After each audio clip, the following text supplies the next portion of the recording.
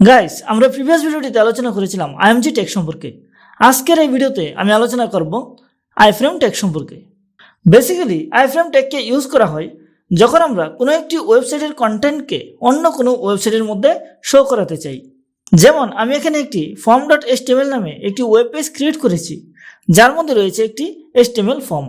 তো আমি যদি এই form.html পেজটিকে index.html পেজের মধ্যে ইনক্লুড করতে চাই, তবে আইফ্রেম ট্যাগের সাহায্যে তা আমরা করতে পারি।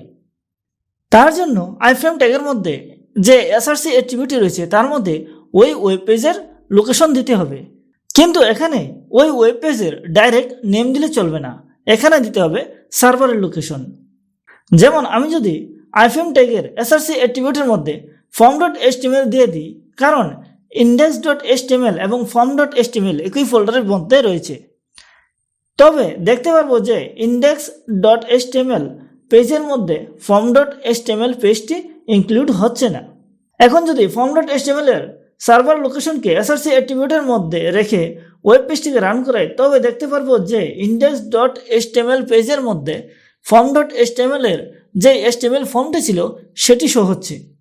এখানে সার্ভার লোকেশন বলতে বোঝানো হচ্ছে যে সার্ভারটি আমরা লোকাল হোস্টের মধ্যে ইউজ করছি। যেমন আমি এখানে জ্যাম সার্ভারটিকে লোকাল হোস্টের মধ্যে ইউজ করছি, তো আমরা এই জ্যাম সার্ভারটিকে অন করে লোকাল হোস্টের থ্রুতে যেই ওয়েব পেজটিকে রান করাবো সেটির যে লিঙ্কটি সেটি হলো সার্ভার লোকেশন।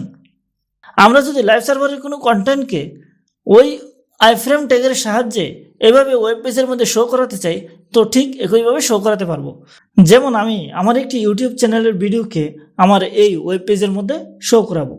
তার জন্য প্রথমে আমার ইউটিউবের চ্যানেলটিকে সার্চ করে যেই ভিডিওটিকে শো করাবো সেটির শেয়ার বাটনের মধ্যে ক্লিক করব এবং তারপর এমবেড লিঙ্কে কপি করে আমাদের এই ওয়েব পেজের মধ্যে রেখে দেব।